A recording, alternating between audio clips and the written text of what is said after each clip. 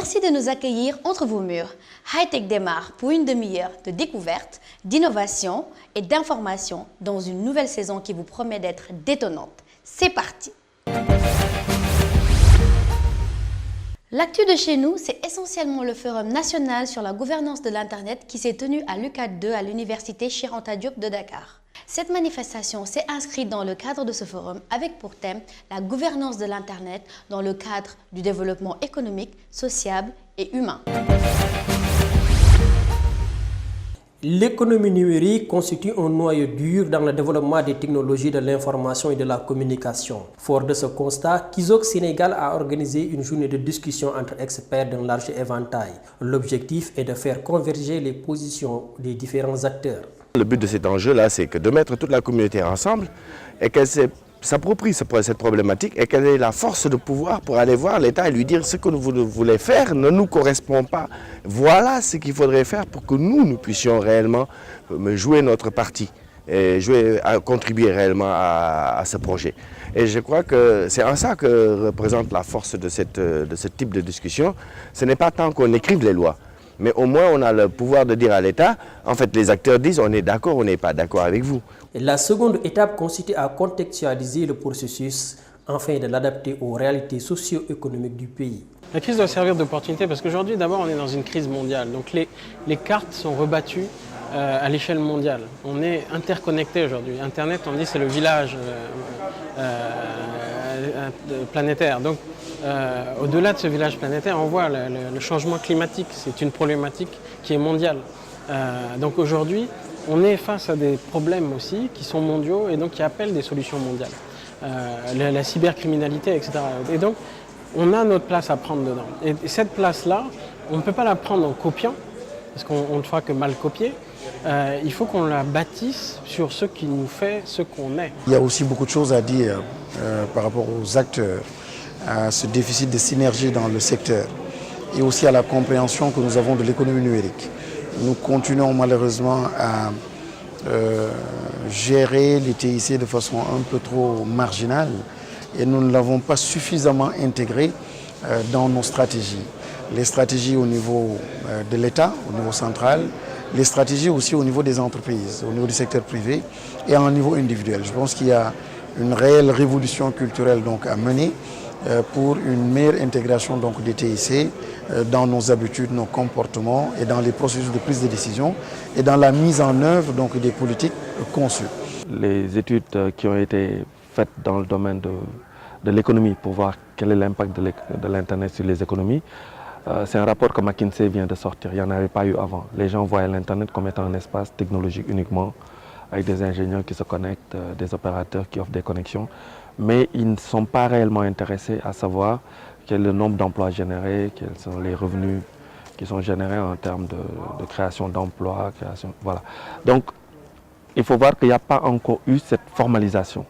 Ce qu'on peut dire par contre, c'est que dans beaucoup de pays, on a assimilé les TIC avec le mobile. Les grands axes dégagés par les acteurs du secteur, c'est maintenant aux autorités compétentes de se charger de sa mise en œuvre au risque d'être déconnectés du réseau, du développement numérique.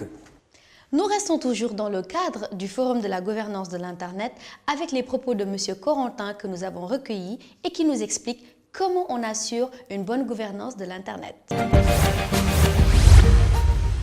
Quand on parle de régulation, on parle de règles. Donc il faut d'abord que les règles soient acceptées par tous les acteurs. Donc réguler, c'est mettre en place des règles où tout le monde se retrouve et que ce soit des règles que toutes les parties acceptent. Et à partir de là, oui, je pense qu'il n'y a aucun problème. Mais par contre, si les règles ont l'air d'être édictées uniquement pour favoriser un acteur par rapport à d'autres, il est bien entendu que ça ne marchera pas. Parce que les autres acteurs ne se retrouvent pas dans cette régulation. Maintenant, à l'État de mettre la réglementation, c'est de définir les règles. Et une fois que ça c'est fait, je pense que la régulation devrait permettre justement à des situations de quasi-monopole, à des acteurs qui aussi, de manière délibérée, freinent le développement de leurs concurrents. Parce que ça existe. Donc, que ces gens-là ne puissent pas le faire. Ne puissent pas le faire pour pouvoir favoriser le développement de nouveaux acteurs. On termine le propos avec le directeur général de Réol.com, M. Diop, qui nous parle de la sécurisation des sites web ainsi que les mesures que l'État doit prendre à cet effet. Quand vous voulez créer une entreprise, faire votre business, tout le reste, là vous vous intéressez à ce que votre site ne soit pas hacké, ne soit pas volé. Vous n'avez pas envie de vous retrouver du matin au soir, que votre business s'écroule parce que vous n'avez plus accès à votre site internet et que le revenu de vos ventes se retrouve dans un autre compte bancaire que le vôtre. Il y a une mutation qui ne s'est pas réellement opérée dans nos environnements pour une prise en compte par nos États de tout ce qui est renforcement de la protection des utilisateurs, renforcement de la sécurité, conscientisation des masses, de manière à ce que les gens puissent se prendre en charge quand il y a un problème. Aujourd'hui, on n'éduque pas beaucoup, on ne prend pas bien au sérieux l'achat des noms de domaine, alors que tout se passe sur le nom de domaine, sur Internet. Quand vous voulez acheter un nom de domaine aujourd'hui, qui vous accompagne? Rien. Quand vous faites arnaquer par votre nom de domaine, vous avez envie de porter plainte, vous allez où? Dites-moi, vous allez au tribunal ou à quelle police vous allez porter plainte quand vous avez shippé votre site web? Comment acheter son ordinateur ou quelles sont les spécificités et caractéristiques à savoir pour l'achat d'un bon ordinateur? C'est la question de la semaine. La vente des ordinateurs est devenue très prisée à Dakar et connaît une forte affluence du fait que, ces derniers temps, il y a la possibilité d'y retrouver toutes les marques et modèles. Si avoir cet outil de dernière génération est une nécessité professionnelle pour la plupart, d'autres l'assimilent juste à un outil de divertissement. Les clients connaissent-ils les caractéristiques des machines dont ils ont besoin? Le critère de choix, c'est en fonction des besoins, c'est-à-dire en fonction de ce que je vais faire. Comme si je suis développeur, donc j'aurai besoin aussi en fonction des applications que je vais installer. Donc les caractéristiques, ce sera le processeur, sera 2 de poussière. Si je suis quelqu'un qui travaille sur beaucoup de vidéos, je suis obligé d'avoir un disque dur qui va dans les 300 ou 250 Go. Donc voici et la RAM aussi, parce que ça permet à la machine de pouvoir travailler, ouvrir plusieurs applications en même temps. Donc le processeur, la RAM et le disque dur. Je l'ai choisi par rapport à ces accessoires qu'il a, en fait, le nombre de ports USB, les réseaux qu'on peut avoir là-dessus, en fait. Personnellement, la première chose que j'ai regardée, c'est la qualité. Ensuite, la marque. Par exemple, le mien, c'est un Intel Pentium et c'est intéressant. Pour un peu tout, on a la qualité d'image, comme j'ai dit, la marque, la taille, voilà. Même s'il y a une multitude de marques d'ordinateurs sur le marché, certains de ces adeptes ont bien leurs préférences. Moi, je dirais plutôt Sony, son esthétique et puis aussi sa qualité de service. HP et Dell compact. HP, ça.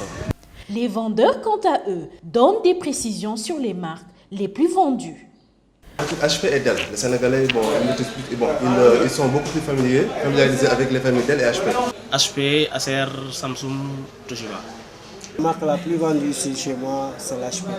Même si les vendeurs n'ont forcément pas connaissance des produits qu'ils vendent, bon nombre d'arguments et astuces sont mis en profit pour écouler leurs produits. Doser la machine bi rek ne la xolal machine bi Core i3 la talal lako xam nga wax la ci affaire yu graw sax yo xamanteni nek ci quoi di la jema bab ci machine bi rek ba nga jënd ko. Non dama lay expliquer caractéristique nombre de giga bi ak mémoire appareil bi loolu rek. Ils sont confrontés à des gens qui ne comprennent pas ce qu'ils veulent. Ils veulent être à la mode. Étant donné qu'il y a i3 qui est en mode, donc je sais i3. Et apparemment, ils ne peuvent même ne pas avoir besoin de ça. S'il y a des clients potentiels qui connaissent exactement leurs besoins, ce n'est pas le cas pour la plupart qui préfèrent suivre la tendance des dernières technologies. Ce qui est sûr, c'est que le marché des ordinateurs connaît une explosion au Sénégal. L'actu en bref nous parlera du succès de la plateforme de réinscription en ligne des nouveaux bacheliers, du grand concours de l'ARTP et de la CETIC et bien sûr du centre multimédia qu'aborde fièrement la Grande Mosquée de Dakar. Succès pour Campus Sen, la plateforme de préinscription en ligne des nouveaux bacheliers. expérimenté en début 2013 afin de procéder à l'orientation des bacheliers non orientés de la session 2012 du baccalauréat dans les établissements privés d'enseignement supérieur. La plateforme Campus Seine, après avoir été améliorée, a connu un véritable succès pour la préinscription en ligne des nouveaux bacheliers de la session 2013 du baccalauréat. En effet, sur 4 992 nouveaux bacheliers, 38 842, soit 94,87% ont ouvert un compte sur la plateforme et 37 287 ont effectivement postulé, soit 91 700% du total des bacheliers et 96% des inscrits sur la plateforme. Leur inscription ne sera définitivement validée que lorsqu'ils seront acquittés des frais d'inscription auprès des sociétés de transfert d'argent dont le nom leur sera prochainement notifié. Édition du Grand Prix RTP CTIC pour l'innovation d'éthique transformeront l'agriculture, l'élevage et la santé pour l'éthique. Le Fonds de développement du service universel des télécommunications FDCUT a retenu dans son programme d'activité 2013-2015 de financer des projets de développement à fort impact économique dans les secteurs de l'agriculture, de l'élevage et de la santé. Les 10 projets ont pour objectifs principaux d'améliorer grâce aux TIC les capacités des agriculteurs et des éleveurs, d'éradiquer les vols de bétail, de rapprocher les cases de santé des centres de santé et enfin d'accompagner le gouvernement dans la dynamique de création d'emplois pour les jeunes. C'est dans le cadre de la mise en œuvre que ARTP, en partenariat avec l'interlocuteur CTIC Dakar, lance un grand concours national à destination des développeurs, jeunes entrepreneurs et PME du secteur d'éthique. 6 projets seront sélectionnés par un jury et recevront chacun une bourse de 5 millions à 11 millions de francs CFA. La Grande Mosquée de Dakar a désormais son centre multimédia. Il a été inauguré par le ministre de l'Enseignement supérieur, Mary Teuw Niane. Son inauguration samedi dernier par le ministre de l'Enseignement a été perçue comme une ouverture vers le monde extérieur de ce lieu culte. L'imam de la Grande Mosquée a salué le principe de la continuité de l'État respecté par le nouveau régime qui vient de satisfaire une demande soumise au régime libéral. Le grand serigne de Dakar, Abdoulaye Makhtar Diop, qualifie d'historique l'ouverture du centre multimédia. Il a renouvelé la disponibilité de la communauté lébou à apporter sa contribution à la recherche des solutions aux problèmes de notre société. Notre rubrique Entretien reçoit aujourd'hui M. Mbaké, professeur à l'ESP, qui nous parle de l'entreprise et de son informatisation. Bonjour, Hightech reçoit aujourd'hui M. Mbaké, professeur à l'École supérieure polytechnique. On va parler des systèmes d'information dans nos entreprises, nos GIE, nos PME, nos PMI. Alors, M. Mbaké, bonjour. Bonjour. La première question que j'ai envie de vous poser, c'est de savoir la tendance actuelle de l'adoption des technologies dans nos entreprises. Bien, Idi, je vous remercie déjà d'avoir bien voulu m'inviter à votre émission. Surtout, c'est une première. Donc, pour répondre à votre question, je vais vous dire que c'est assez mitigé. Donc, suite à une enquête qui a été lancée par l'ARTP au niveau de l'ANSD, l'ANDS, l'Agence nationale de la démographie et des statistiques, en 2009, il se trouve qu'il y a 90% des entreprises et des structures étatiques qui ont au moins un outil informatique, qui disposent d'un ordinateur ou d'un ordinateur portable, que ce soit une grande entreprise ou même une petite GIE ou une PME, PMI. Par contre, derrière, même si ça c'est une bonne chose, on s'est rendu compte du faible taux d'utilisation de cet outil informatique dans nos structures. Donc moins de 20% de ces agents consultent par exemple Internet régulièrement, moins de 10% possèdent des applications adaptées à leur contexte et encore très peu d'entreprises disposent par exemple d'un site Internet. Donc en fait, sur certains points, on est quand même bien avancé. On dispose d'ordinateurs, on dispose de réseaux au niveau de nos structures, on dispose de connexions Internet, mais là où le bas blesse un peu, c'est par rapport à l'utilisation de ces outils informatiques ou de ces systèmes d'information au niveau de nos structures. Ok, donc l'outil informatique existe à plus de 90% dans nos structures. et l'utilisation est à moins de 20%. Quelle peut être la cause de cet état de fait? Les raisons sont multiples déjà. Donc il faut savoir que disposer de ces outils informatiques a un coût. Disposer d'une connexion informatique a un coût et ces coûts ne sont pas faibles. Ils sont relativement, on va dire relativement importants par rapport quand même au niveau de vie de nos entreprises. Ensuite, il y a le niveau de formation de nos agents. Donc l'informatique est relativement récente au niveau de notre pays et en même temps, elle est venue trouver des agents qui étaient déjà en place avec des procédures de travail, des systèmes qui existaient déjà. Donc il faut reformer ces différents agents, adapter les procédures qui existent aux outils informatiques de manière à les optimiser. Et tout cela a un coût. Et donc les entreprises, quelquefois, hésitent à aller de l'avant vers ces coûts-là. De l'autre côté, maintenant aussi, il n'y a pas non plus forcément d'agents formés. Par contre, ça a changé. Les jeunes viennent de plus en plus avec de nouvelles manières, de nouveaux réflexes informatiques, de nouveaux outils. Et donc, ça changera, Inch'Allah. Quels sont les réels avantages de disposer d'outils informatiques dans les sociétés? Ça se retrouve à plusieurs niveaux. On va commencer d'abord par le niveau de visibilité. Quand une entreprise travaille, ce qu'elle cherche, c'est un marché. Donc, pour le moment, nos différentes entreprises disposent, par exemple, de plaquettes ou d'enseignes au niveau de leur structure qui permettent aux gens qui passent, par exemple, à l'extérieur, dans la rue, de savoir que la structure existe déjà. Certaines entreprises ont des devantures, si c'est une activité commerciale, qui permet à la personne qui passe de voir ce que fait la structure. Donc, ce qui manque au niveau de ces entreprises, par exemple au niveau de leur site internet, c'est justement mettre en avant leur domaine d'activité. Donc, avoir à disposition un site internet, avoir à disposition des outils orientés éthiques, leur permettent déjà ça, de mettre en avant leur potentiel, de mettre en avant leurs activités ou leurs offres de services ou de biens vers un panel plus large. Pas uniquement le pays, pas uniquement la rue attenante, mais à l'échelle planétaire, à l'échelle mondiale. Ça, c'est la première chose. La deuxième chose, c'est au niveau de la productivité et du rendement. Il n'est pas rare de chercher un document administratif dans une entreprise pour plus d'une dizaine ou d'une quinzaine de minutes. Alors qu'en fait, il aurait suffi peut-être d'un seul clic ou de quelques clics de souris pour retrouver le document et pouvoir le réimprimer.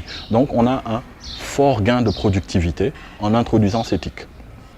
Autre atout de l'introduction des systèmes d'information au niveau de nos entreprises, c'est quand même la dynamique elle-même communicationnelle de l'entreprise en son sein.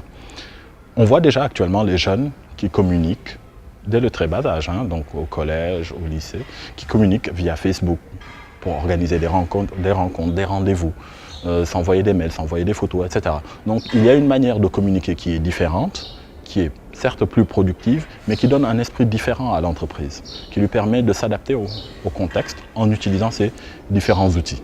Le marché change très vite de nos jours et il faut quelque chose qui permette aux agents de suivre cette évolution. Donc l'outil informatique aide aussi dans ce sens-là. Donc en résumé, on a ces 3 points. Une plus grande ouverture vers un marché de plus en plus grand, une meilleure productivité et une dynamique communicationnelle qui est totalement différente. Alors, ne pensez-vous pas qu'une implication des institutions ou de l'État ou de la formation professionnelle pourrait faire avancer les choses? L'implication de l'État, des politiques de manière générale et aussi des structures éducationnelles, que ce soit les universités par exemple ou les lycées, est relativement importante. Donc, pour simple anecdote, en Tunisie, où j'ai fait mes études d'ingénieur, on s'est rendu compte qu'en 1998, à mon arrivée, il n'y avait pas une forte pénétration de l'outil informatique, ni au niveau des ménages, ni au niveau des entreprises. Le coût était relativement important et les gens rechignaient à avancer vers ça. Donc ce qui s'est passé, c'est que du temps de Ben Ali, qui n'est plus là maintenant, il y a eu une décision forte, une décision politique, d'introduire l'enseignement de l'informatique dès le lycée. Donc dès la classe de seconde, on introduisait des cours d'informatique qui étaient obligatoires, qui étaient mis dans le programme d'enseignement. Mais pour cela, il fallait un accompagnement fort aussi au niveau financier, parce que on ne peut pas introduire des cours d'informatique dans les collèges, dans les lycées, si les élèves, les étudiants n'ont pas d'ordinateur dans les ménages. Donc on a accompagné cette politique d'une politique de financement en disant que déjà les employés de la fonction publique, les agents de la fonction publique, avaient accès à un ordinateur moyennant 5 000 francs, 10 000 francs par mois, de manière à ce que quand l'enseignement sera rendu obligatoire, que les ménages puissent accompagner leurs enfants dans leurs études.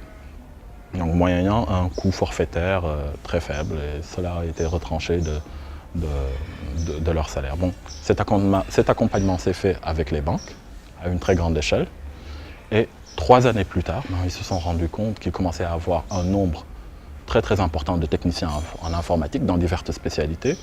5 ans après, ils se sont mis à avoir plus d'ingénieurs que nous, d'avoir plus de techniciens que nous, à avoir une avancée technologique au niveau de leurs entreprises de plus en plus forte, au niveau de leur administration aussi, de manière très forte. Donc l'accompagnement des politiques en matière d'éthique est relativement importante. Tout ce qui se passe à large échelle au niveau d'un pays, de toute façon, avec une stratégie de développement, ne peut se faire qu'avec un accompagnement politique. Par contre, ce n'est pas le seul accompagnement qui doit se faire.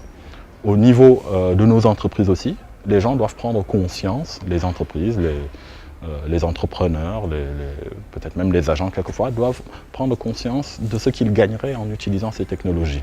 Ça a commencé avec les jeunes, je le disais, mais les plus âgés devraient pouvoir aussi prendre conscience de cela. S'envoyer un email, ça laisse une trace, c'est rapide, ça coûte moins cher que d'envoyer un fax, ça coûte moins cher que d'envoyer une lettre, même si ça a plus de valeur quelquefois administrative, on va dire. Mais ce n'est qu'une manière de voir et une manière de penser. Alors, votre dernier mot ou une anecdote à raconter pour conclure? Donc, je crois que vous avez vu tout à l'heure les différentes filles qui ont participé à Imagine Cup. Donc, on a là une belle référence. Samsung met les pieds dans le plat et s'attaque au grand Sony. En effet, lors du salon de l'IFA, Samsung a tenu une impressionnante conférence de presse pour annoncer la venue de la Galaxy Note 3, qui est en fait une montre connectée. Répondant au nom de Galaxy Gear, elle vient pour concurrencer la smartwatch de Sony et arrive sur le marché avec une longueur d'avance sur Apple, dont on attend bien sûr le e-watch. Lors du salon de l'IFA début septembre, Samsung a tenu une impressionnante conférence pour annoncer en parallèle de la tablette Galaxy Note 3 une montre connectée, répondant au nom de Samsung Galaxy Gear. Elle vient concurrencer la smartwatch de Sony et arrive sur le marché avec une longueur d'avance sur Apple, dont beaucoup espèrent une e-watch. Passé l'excitation de découvrir un nouveau produit et surtout la première réponse d'un grand constructeur de mobiles sur un marché en devenir, on découvre aussi de petites déceptions. Elle n'est pas compatible avec beaucoup de téléphones. Son autonomie est trop limitée et elle est contraignante à recharger. Il n'existe pas encore beaucoup d'applications. Elle est trop chère, 200 à 300 000 francs pour une montre. Beaucoup ont prédit la fin d'Apple à la suite du décès de Steve Jobs, son cher papa. Cependant, la firme à la pomme à croquer a plus d'un tour dans son sac. Visez ça. Sortie de 2 systèmes d'exploitation, des iPhone 5S et 5C, du iPad Air et du Mac Pro. Les premières tendances de vente des nouveaux iPhones sont à plus de 9 millions de ventes en seulement quelques semaines de distribution. Nous vous avons concocté une petite récap sur tous leurs nouveaux produits. Bon appétit! Apple revient en force avec les sorties de ses 2 systèmes d'exploitation par sa gamme mobile sans pour autant s'étonner de la sortie de l'iPhone 5S et CS. Et les surprises de l'iPad Air et du nouveau Mac Pro est une réponse à ceux qui pourtant prédisaient la fin de Apple après le décès de Steve Jobs suite à une longue maladie. La firme à la pomme croquée n'a pas encore dit son dernier mot, puisque les premières tendances de l'iPhone 5 font état de 9 millions de ventes en juste quelques semaines de distribution. Tout ceci n'est-il pas amazing, chers amis? Bien sûr! High Tech revient dans 15 jours pour un nouvel épisode.